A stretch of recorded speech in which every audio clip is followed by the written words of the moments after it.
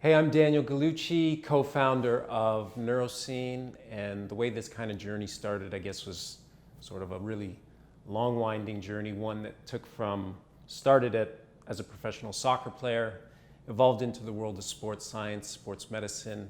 I'd spent really, I would say, the first 5 or 6 years of my career working exclusively with professional and amateur athletes. I was helping them get to a certain level of performance, doing things to be able to keep them at a certain level of performance, and ultimately realizing that, if there were injuries or things along those lines, that really kind of deteriorated from what they needed to do. So then that led me into the world of osteopathic medicine, which was then in the US and back up in Canada as well.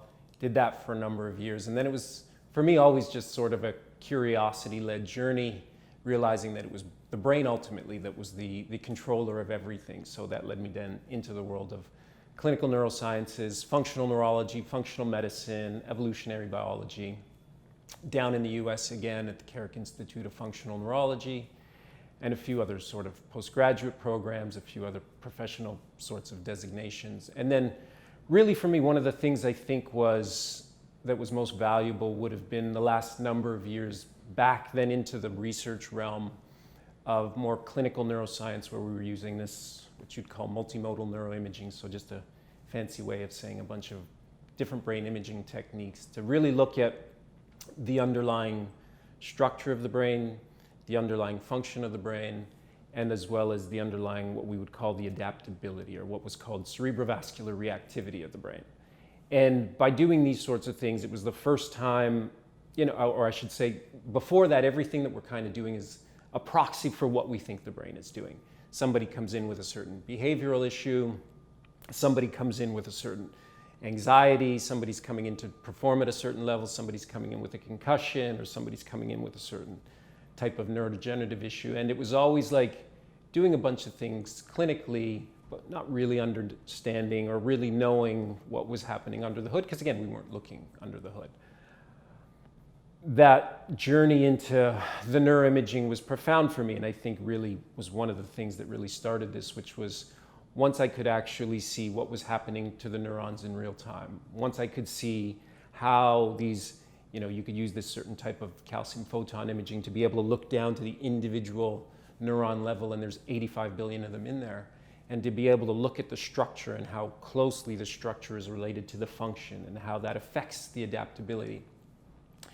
For me, it shouldn't have taken that long, but it was a really eye-opening experience for me, which was like, it was really the brain that was creating all these things. It was the brain that was generating mind. It was the brain that was generating behavior. And so the way that those 85 billion neurons worked, the way that they were being supported or not by these like glial, or what you would call supporting cells, and the way that myelin, this fatty layer that goes around the nerves, the way that would be remodeling or not due to injury or due to trauma or due to some sort of experience, it really just made it very basic for me in some way, where it was like, that was the stuff that I really needed to target. So being super lucky, I also still was running a private clinic in Toronto, and it was about bringing that stuff back into the equation. And then somewhere in the middle of that journey, which is still kind of a little bit of a blur, I'd also became a patient myself, where I'd went from,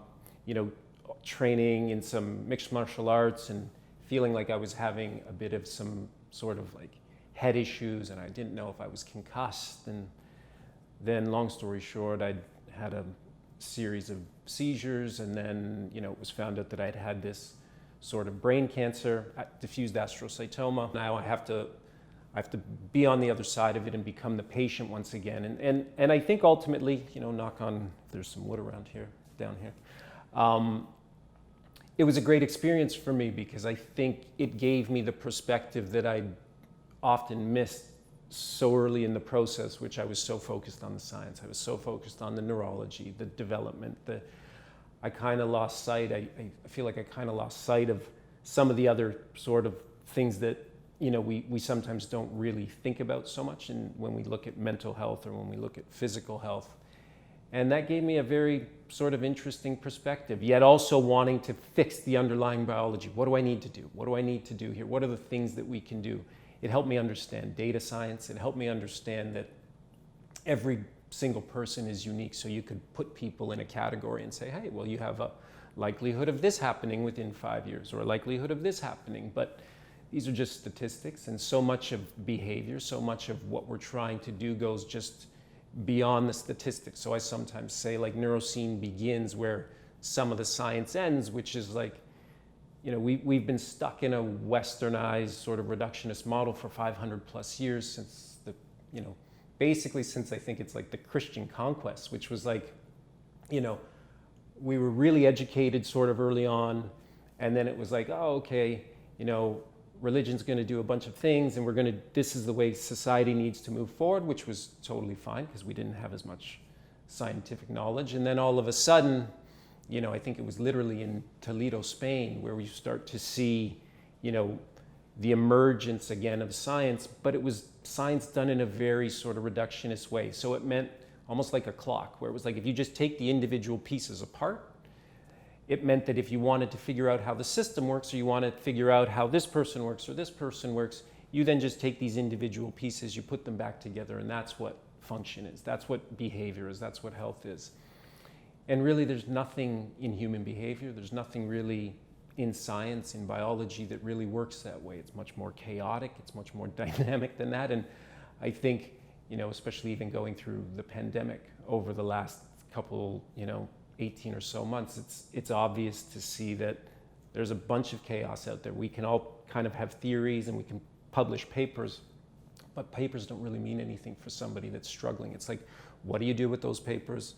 What is the information that you can extract, and how do you deliver that back to people on a daily basis? And again, having my own illness, coming from the background that I'd come from, it gave me an interesting perspective, and realizing that, you know, the further and further I got into sort of the clinical weeds and the research weeds, I was also seeing, you know, for lack of a better way to put it, less and less patients. It became only the 1% of the 1% professional athletes, people that had a particular means to be able to come into clinic and spend hundreds, if not thousands of dollars to go through these elaborate rehabilitation and performance programs. And while that's great, and there's nothing that replaces that, for me as a person that especially didn't come from that background, I felt like there was just a big gaping sort of feeling that continued to grow, which was, you know, how do we democratize some of this stuff? How do we take the very basics that can be very helpful across the board, whether somebody's a professional athlete, or somebody's coming off a surgical table, or somebody's struggling with an anxiety disorder? What are those commonalities that we can at least sort of give back to people at scale? And then, yes, we need to refine it. We need to be able to take data. We need to be able to personalize. We need to do all the stuff that modern science and medicine can tell us to do. But still, we need to figure out how to wrap that within the better context of, okay, like, again, I tell people all the time, we can do 1,000 more papers on stress and cortisol levels and anxiety and social economic status, but none of that matters to you or you. It's only, you know, what's stressful is almost irrelevant. It's what's stressful for you that really matters. So understanding that that's a very personal dynamic, and that's not only personal from person to person, but in the person themselves. And again, going through so much of that ambiguity of being like, I don't even know if I'm going to be able to live through this. How do you deal with that constant level of anxiety? How do you deal with that constant, even though people are like, oh, it's great, you know, you're healthy, but there's always that, you know, operating system in the back there that's like, every time you get a headache, or every time this happens or that happens. So how do you really deal with the torment that sometimes occurs in people's minds on a daily basis? And it just came back to very basic strategies. You know, how can we ensure that the brain is getting three things? How can we ensure that it's getting oxygen? And how can we ensure that it's getting glucose, which is sugar? How can we ensure that we're having a multitude of neurological networks that are like firing like a wonderful sort of orchestrated symphony? And usually when you could do those things, people were generally doing pretty well. So the model of creating Nurosene was trying to take all that and implement it in a way that we could bring it to people at scale.